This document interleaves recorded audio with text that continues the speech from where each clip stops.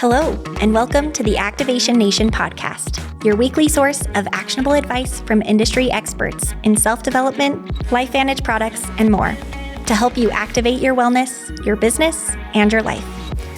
Today's episode focuses on personal growth and leadership development. But first, the legal stuff. You may hear our guests talk about the income they've earned or how their health has been affected with LifeVantage. Please note that the average annual earnings of a typical active LifeVantage consultant in 2022 was $885. For the most up-to-date information, please click the link in our show notes. Any product statements have not been evaluated by the Food and Drug Administration. Our products are not intended to diagnose, treat, cure, or prevent any disease. And now, here's your host to dive into today's story to help you activate your life. Hey, Activation Nation. Thank you for joining us for another incredible podcast. And this is my absolute favorite topic with one of my favorite people. I am here with Rachel Pekarek, and we are talking all about leadership.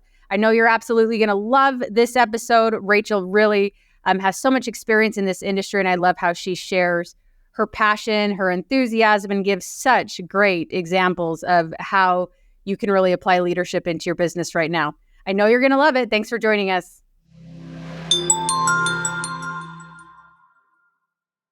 Rachel, thank you for joining us on Activation Nation. I know you are someone that is so passionate about this topic, and that is leadership. Yeah, thanks for having me. This is going to be really, really fun. We did not set this up. We're just going to be going off the fly, and we're going to be diving deep into one of the best topics surrounding the network marketing. So it is true. No notes, no nothing, just raw Rachel Pekarek. You're going to love it. All right, Rach, I'm going to ask you, what does leadership even mean to you? And is it something that is always changing? No, I think leadership is actually something that's constant. I think it is what it is, regardless of time, regardless of culture, regardless of organization.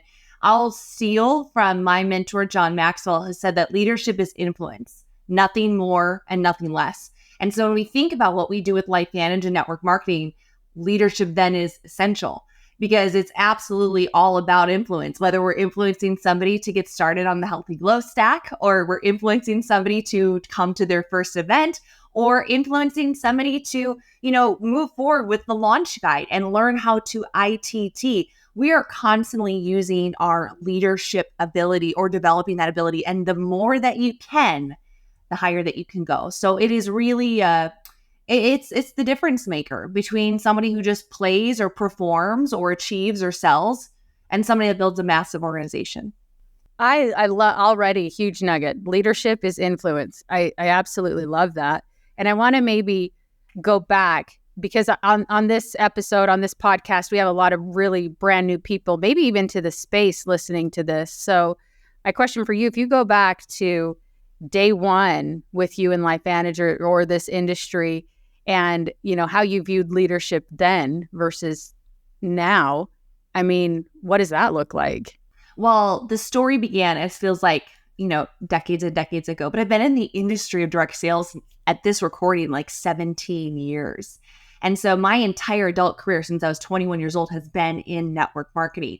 So when I think back to when I was just like a young little chitlin, a brand new little network marketer and learning this industry, not in LifeVantage, my first company, my brain only knew of really like corporate America or normal 9 to 5 kind of job. Well, I worked retail, so it was like 8 to 8 and weekends. And so I thought of leadership being positional.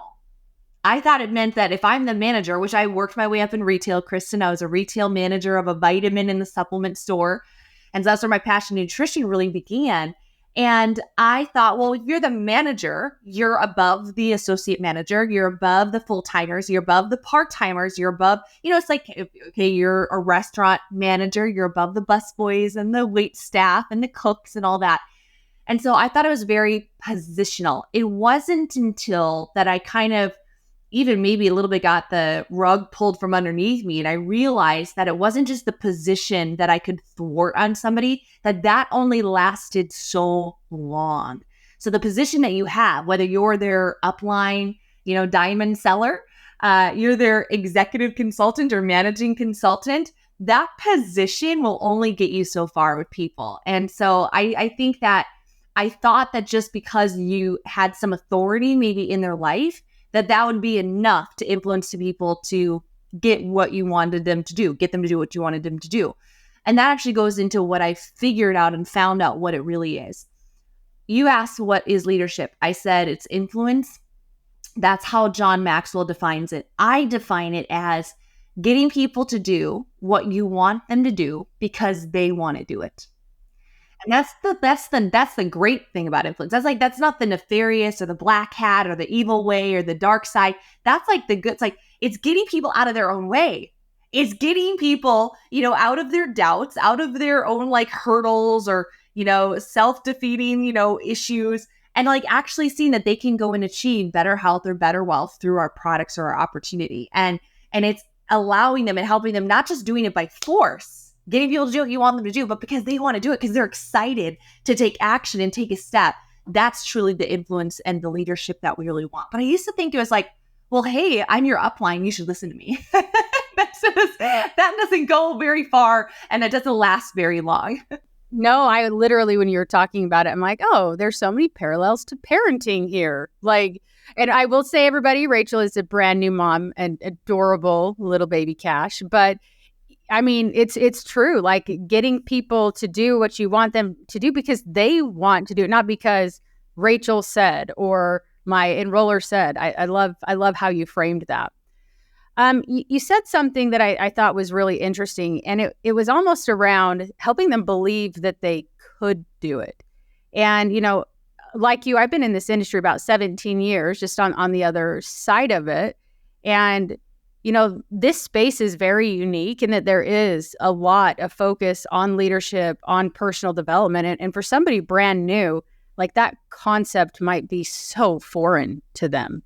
Like, you actually want to help me be better? Like, don't you want to compete with me?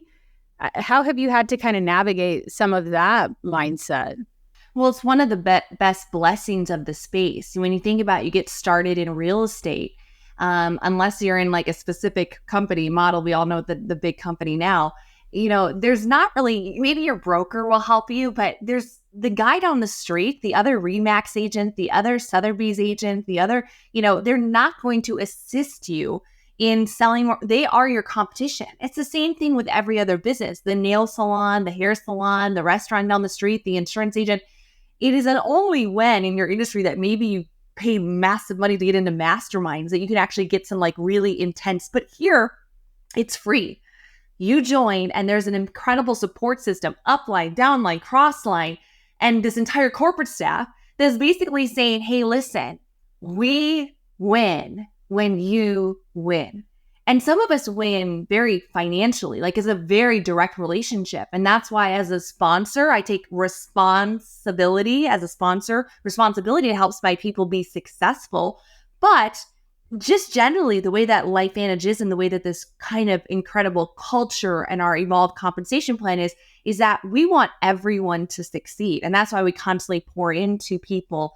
The rising tide raises all ships, which is a great phrase. And then I'll add to that, as long as the ships don't have holes in them. So that's a part of making sure that you have good personal development. So we got to shore up our ships as well, but we want to make sure that everyone is winning. And it's a beautiful part in network marketing that you're really not going to see. I can't think of a lot of other industries where you find so much support and love. Yeah, and where like you do better when you help somebody else do better. It's just an incredible concept. You said something about as long as the ships don't have holes, which I loved that add-on.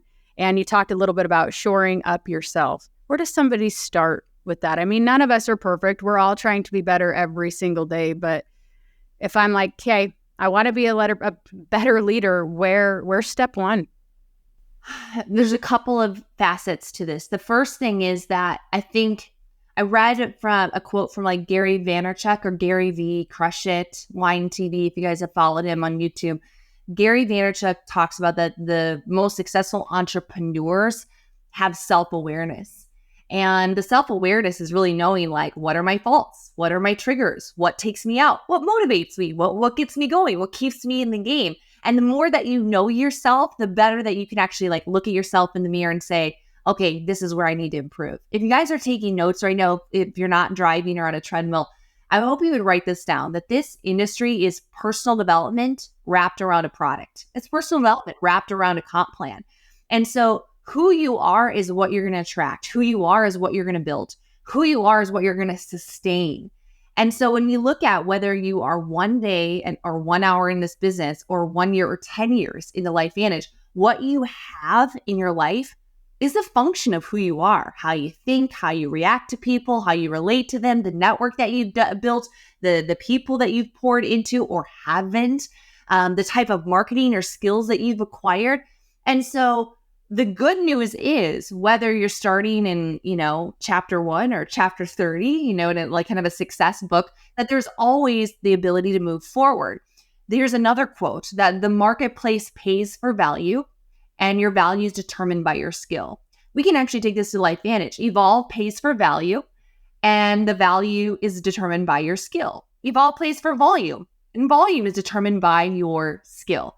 And so the more that you add value to yourself, the volume will come. And so it's a direct proposition. How do we add value? Well, generally, most of us have stinking thinking. When I got started 17 years in this industry, 17 years ago, I was 21. So obviously I had very little leadership knowledge, let alone, mindset, any sort of skill set, marketing, team building, duplication, launching people, none of that. I was just fresh off like the turnip truck. I was a baby when I joined. And the problem was I also came in, and although young, I was pretty damaged. And so I hated men and I hated women. Oh, well, that was a challenge. To recruit then. Little challenging in network marketing because why? Men and women had hurt me. So I had a lot of issues with men and women, and you wouldn't have told from the surface, but it was all the stuff in my head that I think that people can read when you're working with them. They're like, all the words were right. I read all the scripts. I memorized them. I bought the books, the script books. But I know that my prospects and my team were like, something's not right here. She doesn't really believe that. There's something incongruent. And so there's some sort of like, I call it ESPN. There's some sort of like, I just don't feel that there's a congruency between what she believes and what she says and what she does. And so I had to do a lot of inner work. If you guys want to write this down, do the dark and lonely work. And meaning that nobody else can do it for you. It really is a solo activity of improving yourself and improving your mindset, skill set, and leadership. And so I started with basic things. I had to reframe, and this took years, thankfully, starting young, but it took years to reframe some of my thoughts around people, to forgive people, to begin to trust, men and women again. To be able to like fail and skin my knees and try to lead. I was in my 20s leading people that were 2 or 3 times my age. And sometimes I fell flat on my face. And a lot of people, they're so unwilling to actually fail. Kristen, they're unwilling to get bloodied and bruised. But the thing is, if you want to be a good leader, you have to grow up, you have to show up, and you're going to fall down. You're going to fail. You're going to flop. It's not going to work. Not every campaign, not every meeting, not every call, not every rally that you try to do to get people going in the same direction, it's not always going to work. People want the leadership book. Yes, read them. I actually have a closet right behind me, and I just downsized a ton of books. I was like carrying books from like 5 different houses, 5 different moves in 5 years. And I'm like, okay, I'm getting everything on digital books anyways, and audio books. I'm like, why am I carrying these heavy books, boxes and boxes? But I kept my favorites, and everyone wants to know, what's your favorite leadership book? I love the Bible. I obviously love getting a lot from Holy Scriptures, but I also read like John C. Maxwell and John Acuff. I mean, there's so many great books that are out there, but it really can't replace doing it. It can't replace evaluated activity, not just leading, but like evaluating, like thinking back, like how did that work? Did it work leading that person? How did it work getting them started? How did it work inviting them to a meeting? How did this last week work trying to move my team or my prospects and influence them forward? So it's a lot in a really small question. How do you grow yourself? Well, you have to value yourself. If you value yourself, you're going to put value into yourself. You're going to pour into yourself. You're going to invest in yourself. You're going to show up to events. You're going to buy the books. You're going to buy the tapes. You're going to hire the coaches. You're going to do all the things. You value yourself. And then how do you grow? As a leader, you value others.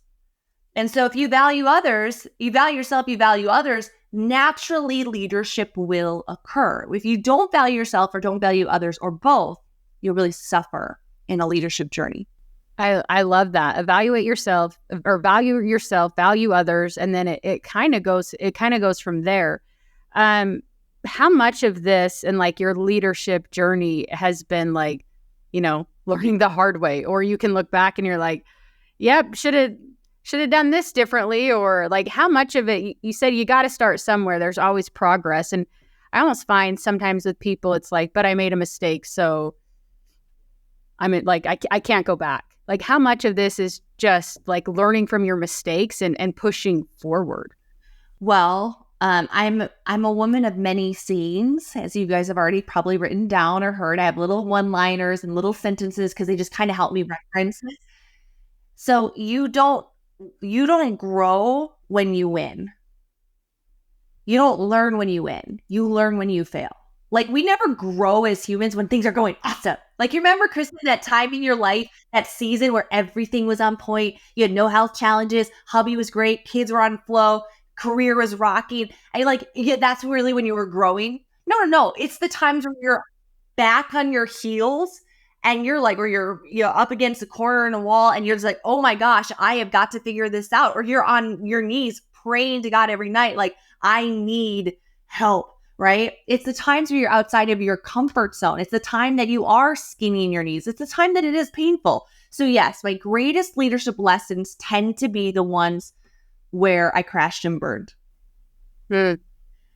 I have many people. I've been in LifeVantage now 8+ years. Congratulations. Love it. Just had our 8-year anniversary in October of 2023.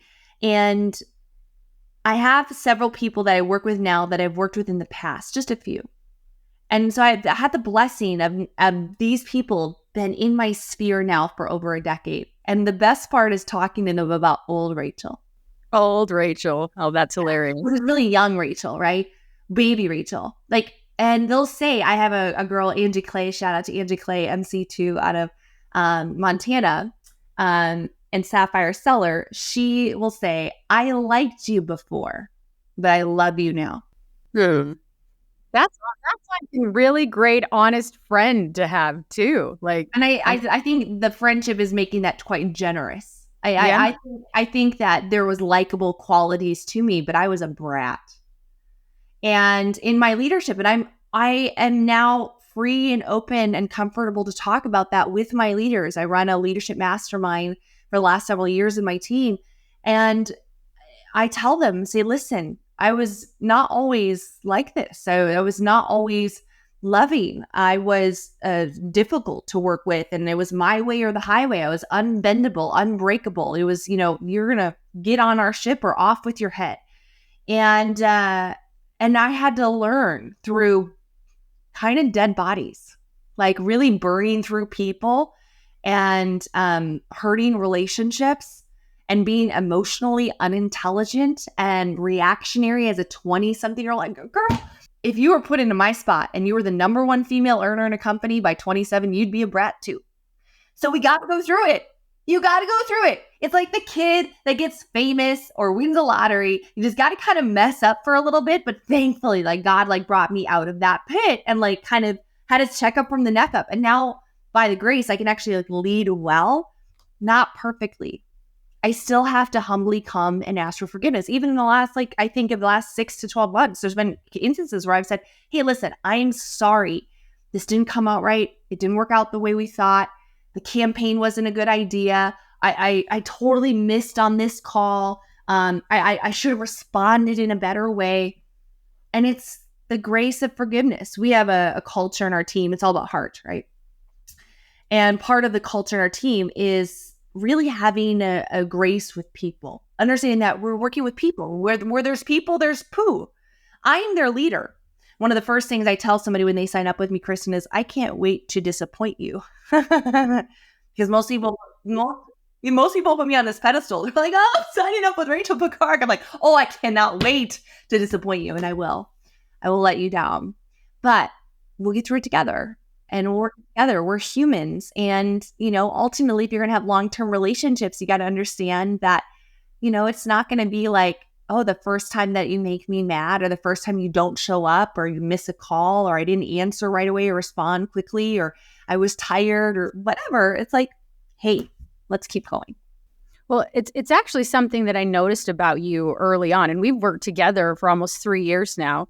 And one of the things that I appreciate about you is, you own it. Like if you're wrong or you need to say sorry, like you are the first person to, yeah, I came in hot, or I this or I that, and I love that you own it. You don't make excuses. So many field advisory board meetings. Yeah, there's been a couple of callbacks to Kristen and being like, so I was a little intense on that call. I apologize. I mean, I'm 10 times, and I'm guilty of it myself. So I was like, but I love that part of being a good leader is recognizing that you're never going to be a perfect leader.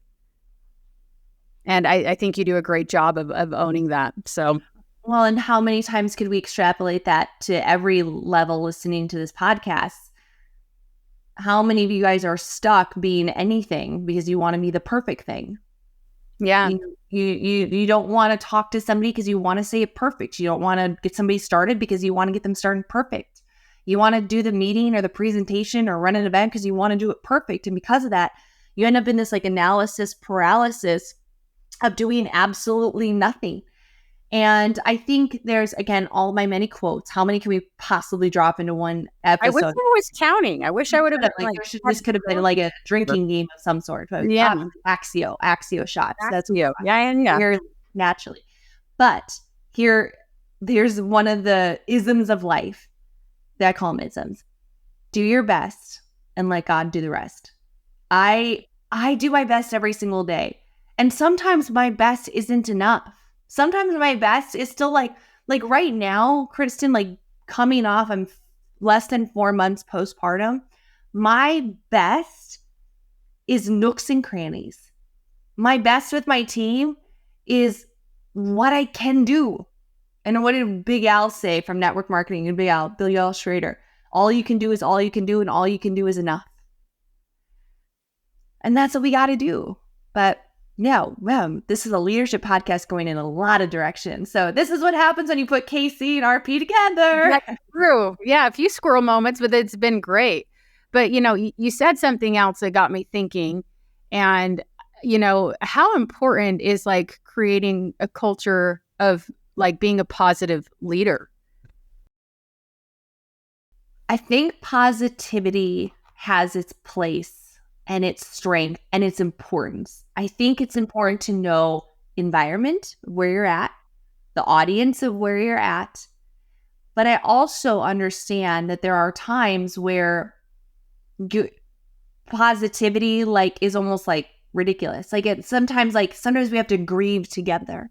For sure. Sometimes we have to process together. I think there's toxic positivity. People that are like good vibes only. You kind of see that on Instagram. And I'm like, and I feel like a lot of, I want to speak to leaders. There are a lot of leaders that espouse good vibes only, positive only. Don't ever be negative. Don't be dramaful. And I get it's coming from a good place. But could I possibly open up to the idea that maybe you're shutting your team down from coming to you? That maybe they don't want to come to you with their heartaches, their pains, their trials, their marital issues, their financial woes, because you are so Mr. Positive? To me, I find let's actually focus on vulnerability and forward thinking. Let's be problem solving, solution oriented, not necessarily being always positive. Because sometimes the situation isn't so bleak when you're dealing with people. This is a business, and we call the best biohacking and I call it a biotech company out of Salt Lake City, Utah.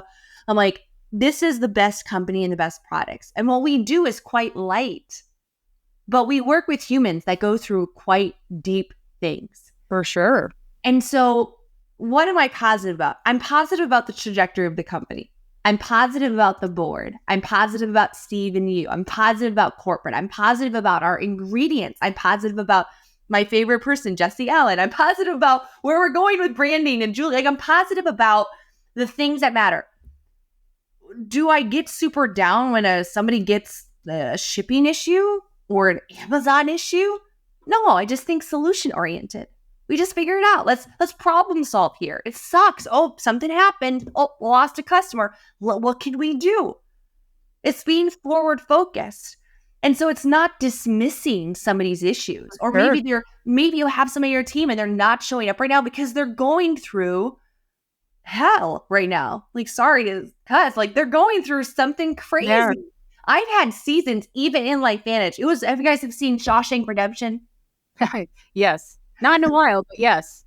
Okay, one of my favorite top 5 movies for sure. And there's an part in the end where he escapes prison by chiseling for years through a stone wall, and then he has to go through the sewage pipes. And I think it's like he has to crawl through 500 yards of like fecal matter. Do you remember that, Kristen? Yes. And so it's a pretty intense, like you can almost smell it through the screen, like you're gagging at the thought. And sometimes I know I've been there of my own Shawshank kind of season. And some of you guys, you're team members going through it. So I think positivity is important. I don't like to spew drama in chats. I think about the audience. I think about like, if somebody's having an issue, are we going to blast it on a team call? No, that's not appropriate. Let's take it offline and discuss it and problem solve together. And so I think that's more my mindset when it comes with positivity. And then helping people reframe their thoughts, because I think people can be in a negative spiral. I know I found that in many seasons in life where I kind of get in the negative thought spiral. And so we just have to reframe our brains to think about what we have, gratitude, and what is working. Because we live in an imperfect world with imperfect humans and lead imperfect teams and are imperfect leaders. And so I enjoy positivity and I see the value, but I think that it's unrealistic to imagine that every circumstance is. I'll end with this too on the subject, because this is actually a good leadership lesson.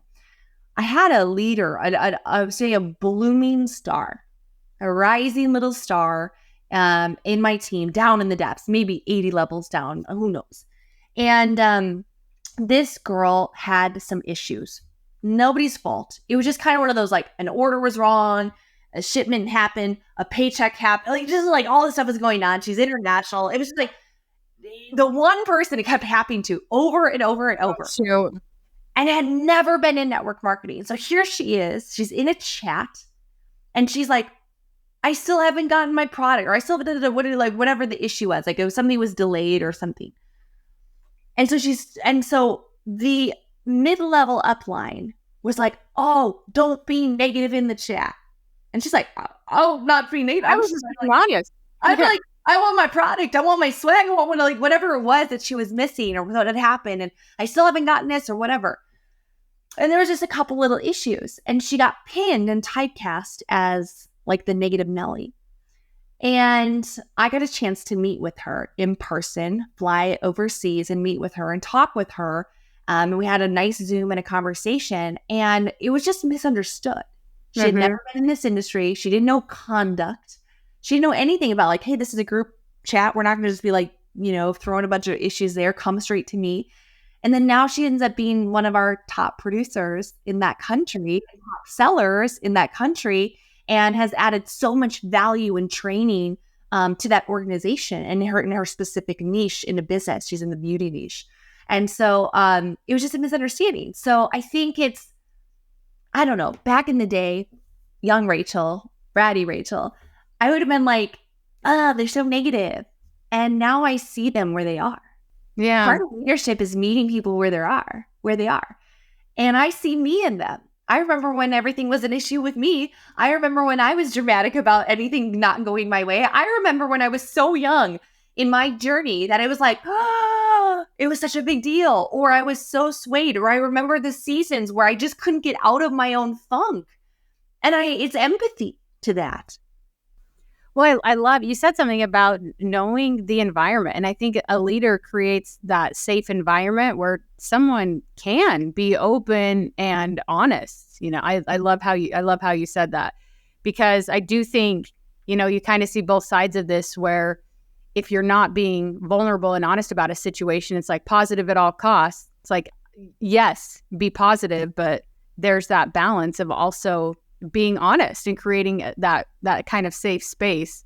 And then on the flip side, making sure that, if you're a new person in this business and you have an excited team, you also don't want to be negative down to them too. So it's understanding that environment for sure. Yeah. Who are you talking to and what can they handle? I mean, there's a lot of times there's like, this is not the right audience to be sharing that. If you have a bunch of new teamies and you're dealing with a high level problem, guys, by the way, every company does. Every team does. I know the biggest masterminds in the industry, Casey. Like, I literally I don't know how I got in these meetings. Oh my God, how I got in these rooms. It's so cool. And I get to hear about all their crap. And so again, we deal with imperfect people, imperfect companies, imperfect technology. And so it's just like dealing like, let's be, instead of just being like, oh, we need to be positive, or we need, we don't talk about that. It's like, no, what's the solution? Mm-hmm. And if there's not a solution, sometimes we just have to like say, yeah, that really sucks, but hey, maybe we can focus on something really great. Like I had to go through something really tough in the last couple of months, and I had a series of little challenges. I had a health challenge, just crazy. And I had to literally flip my thinking from what was negative going on in my life, which was there was a lot of negativity. I'd moved into a construction zone of a house. My water heater was out. I had a brand new baby. It just was crazy. But you had to flip your thinking to something that you were grateful for. And so I think the best leaders, it's not about necessarily creating the most positive environment, but where do people feel safe? Yep. I love that. Well, kind of going back on just like the environment and creating that, like I know team culture is super important to you. You put a lot of time and effort into creating that. What are some of your best tips on creating a strong team culture? Your culture goes back to what we said maybe like 22 minutes ago. I don't. What you have is who you are. So whoever you are is what you're going to create. It's who you're going to attract. And so when I look at the humans in my team and Team Heart, and I look at my top leaders and top producers and, the OGs, that they are the most incredible humans. And so I would, it's all to like, I did it. No. I just happened to have attracted some really incredible people that also knew really incredible people. So that's really, really helped. I think if you're getting started, some tips I could give you was actually just to sit down and write maybe 5 to 10 traits, adjectives, thoughts, feelings, vibes around the type of team. What would you want it to feel like? And so when we came up with Heart, we knew we wanted it to stand for something. So we wanted our team to be helpful, entrepreneurs, or entrepreneurship, appreciation, respect, and training. So we are always going to be helpful. We're going to be entrepreneurial minded, which means we're not going to have a job mentality, an employee mentality, pointing fingers, passing the buck. Like, hey, if you can do it, you're going to do it. You're going to be the entrepreneur. You're a business 100% responsible. You're going to be appreciative, right? So grateful. Respect is how we treat other people, regardless of race, religion, ethnicity, background, performance. We don't care. I say in our team, I don't care if you've been to jail. I don't care if you've been to Yale. You have a place in Team Heart. And then training. We really, really believe that training, that personal growth and skills is the foundation of personal success. And so it just so happened that I found those words with the name of our team. Maybe you guys can come up with a team name or plug into your upline executive or presidential consultant. But you can create the microculture. There's a lot of let's say you're a brand new MC1 listening to this and you want to have your own team. I don't think it's time to break off into your own team yet, but you have a team and you have your own culture. I think of it more like this. I'll use a church as an example. You have a big mega church on Sunday, the pastor, right? As the pro 10 or the executive leader, right? So you have this massive presidential up on stage, but then you have the micro Bible studies, the small groups during the week. And that's you. That's your job. You're in the micro economy and the macro economy. So think about what kind of culture do you want? And then you have to embody that. If you want people that show up to events, you better show up to events. You better be the first to register. You better be registered for Nashville right now. If you want your team to attend events, you have to be the first one registered. Get your plane ticket, get your hotel, make sure that travel and childcare is taken care of. Like that's the type of culture you want in your team of never missing events. If you want your team to be a team of diamonds, you better be a diamond. So when we think about culture, I think it really is leading by example. We started off the conversation with the lowest level of leadership, which is positional. What's the highest level of leadership? Moral authority. So it's when your walk matches your talk. And I always say your walk talks and your talk talks, but your walk talks louder than your talk talks. Wow. Can you say that again as people are writing that down? So your walk talks and your talk talks, but your walk talks louder than your talk talks. No. I love it. A pint of example is worth a gallon of words. You can say you just got to lead by example. So if I want my team to be helpful, I better be helping. I better be serving. If I want my team to be entrepreneurial, I better have the mindset of that I'm the CEO of my business. If I want my team to be appreciative and grateful and encouraging and exhortation to other people, edifying, I better go out of my way of acts of appreciation. If I want to be respected in my team and I want a culture of respect, because we are very different beliefs. Oh man, the last 3 years, different. Whoa, were you wearing a mask? Were you not wearing a mask? Did you get a vaccine? Did you not get a vaccine? I mean, it was like what party did you vote? I mean, it was chaos, but it was safe in Team Heart.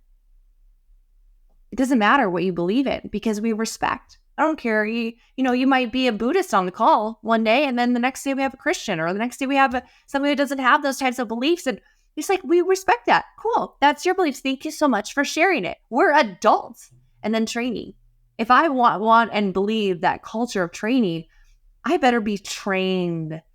I better be inspired and growing constantly. And so I take it very seriously as a leader. Even in, I give myself grace in this season because it's, I've been doing this a long time. It's time to make a family, right? So mom, Rachel's a little different than prior, BC, before cash.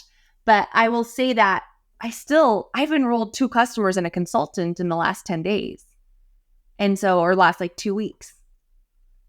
On maternity, in maternity, in the throes of motherhood. Why? Because newborn throes too. I can't expect my team to do what I'm unwilling to do. And, I'm just showing them what they can do with a couple hours because that's all I got. I love that. Well, what really stood out to me was just, be intentional about it. What do you want to create? What does the dream team look like? What does that dream culture look like? And then you start, and you might be the only one on your team right now, but you're intentional about what you want, and then you do it.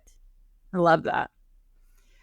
Well, we're getting close to the end, and there's just so much incredible content here that you've shared. Thank you so much for your time. But I want to kind of go back to a question that I kind of asked in the beginning, but I think it's so important to reemphasize, and that is, where do I start? I'm brand new on this call. I've listened to all of this. I think you've given tons of great advice, but for those people that are still overwhelmed, where do they start?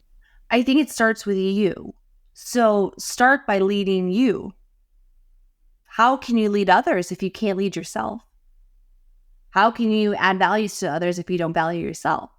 So when we start with you and saying where do I need to grow? How do I need to show up? What do my disciplines look like?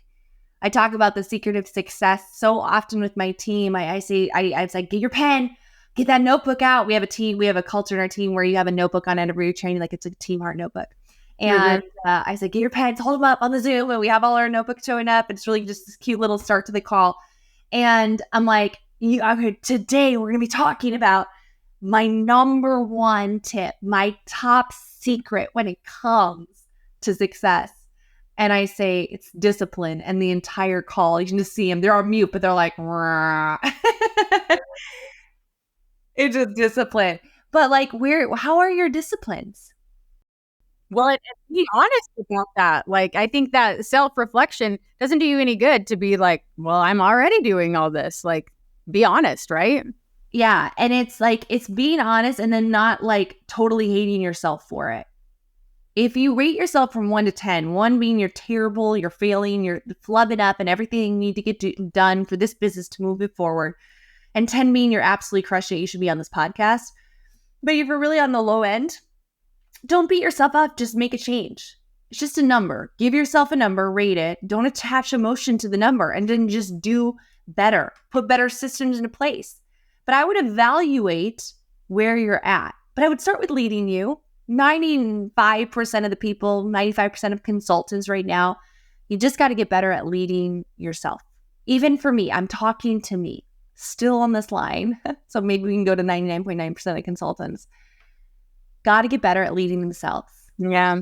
That we are congruent with our words, that we're patient in our reflections and our reactions with people, that we are constantly growing and pushing people. I love growing because I feel like I always have my team always has somebody to chase and something to learn from me. I'm not saying the same thing at every event on every call. That's something I'm very proud of. It's like, hey, you stick around me long enough, you'll see that I'm continuing to grow. But I would really start to lead yourself. Put a system in place. Get some books, get some tapes, get some accountability. Figure out where it is that you're kind of just not doing so good. And then figure out what is the best solution to get a little bit better. Do it bit by bit, chunk by chunk, piece by piece. How do you eat an elephant? 1 bite at a time. How do you get to presidential? It's just 1 bite at a time. It's 1 little bottle of Persianum at a time. Like, that's how you're going to get there. But you're not going to do it alone. So start with yourself. And then if you have a team, start pouring in to others. Not in a way that is authoritarian, not in a way that is too laissez-faire either, but in a way that invites people to come and follow you. Like, come follow me. I say to my team, chase me, outproduce me. And some do. You know, in this season, most do. That's like what you want, right? Yeah. I'm like, I tell people prior to like pregnancy and, you know, this whole thing, I'll be like, outproduce me. I would challenge them because I average about 10 enrollments a month when I'm in full production mode. And so some people do, but most people don't. But I'm standing there in front of the stage saying, I am here doing the do. Come and follow me. And that's the type of leadership that I kind of created. But you got to lead yourself first, and then you can invite people onto the journey. I love that. Well, I'm going to leave you with the last word, Rachel. This has been absolutely incredible. But any final thoughts as we've been going through this that has stood out or that you want to go back to? Oh, man, I feel like... And there better be a quote in there. There better be a quote in there. I know. Oh, now that you said that, though, my mind goes absolutely, completely blank. I know it's funny. I was with my best friend this last week, and she's pregnant. And so we were researching that the fact that your brain actually shrinks during pregnancy. And so mom brain is really real. It does return after about 6 months, but I'm still I get a pass at this moment because my brain is absolutely moosh. Thank gosh for Axio and Tri-Synergizer. Anywho, the thing that I would leave you guys with today is that the fact that network marketing demands influence. And that if you want to grow in this business, you need to grow influence with others. I wish, maybe we can do another podcast. Maybe I'd be so blessed or lucky to come on in like another year or so, and we can talk about the influence when it comes to like marketing yourself, branding yourself, but influence in your network. You got to create influence. How do you do that? By being a person of value and by pouring value to other people. I've never lost a friend doing network marketing. You know how many people are afraid of this business because they're afraid of losing social esteem? They're afraid of... It's 100%. Yeah. They're terrified. And I get it. It's so scary. I mean, I remember my first few calls, I made a list of 81 names and nobody signed up. My mom ended up signing up a month later. She was my token sign up 17 years ago. But my list of 81 names, none of my friends joined. I was 21 years old with no influence. Now when I make a list and I make some calls, probably 30% join because it's me. Why? Because I added value to myself and I add value to others. And so the more that you add value to stuff, people want to be around you. I said last night on our team call, we talked about promotions, talked about True Renew. We talked about all the upcoming events that are coming up, and we talked about promotions. And I said, why do you guys still show up? Meaning, why do I still lead you? Why do you still follow me? And I'm like, I have a feeling it's because I add value to you. Because I'm a valuable person because I add value to you, because I'm incessant about it. So if you guys really want to lead, if you're thinking of this next year and your run with LifeVantage, you're thinking about changing your life in the next 1 to 3 years, putting really consistent effort into the system, becoming a top seller, a top leader, hitting the ranks, winning the trips, earning the bonuses, add value to yourself and add values to others. And if you maybe that's the simplicity of it, Kristen, is like, if that's all you do every single day, I can't imagine that you couldn't win in life. I was going to say, I think that's your mic drop moment. Add value to yourself, add value to others. Mm-hmm. Full stop. That sounds good to me. Love it. No, Rachel, this has been incredible. I know so many people are going to be going back, referring to their notes, counting how many amazing quotes you had, because you had a ton of good just information, nuggets that people are going to take away from this. And I want to say thank you for being willing to come on and do this. I know you have a lot going on in your life right now. But we are so appreciative of you and are just so excited for the incredible things that you're doing. So on behalf of everyone at Activation Nation, just thank you for all you do. Thanks, guys. Appreciate it. Okay. Bye, everyone. Bye. Thank you for tuning in to the Activation Nation podcast. Be sure to subscribe so you never miss an episode. Tell your friends and share your biggest takeaways from today's discussion with anyone who could benefit from them. This episode is sponsored by LifeVantage Legacy, a nonprofit dedicated to improving lives and building a lasting impact for those in need around the world. Learn more at lifevantage.com. We look forward to sharing more with you during next week's conversation. Thanks for listening and being an important part of the LifeVantage community.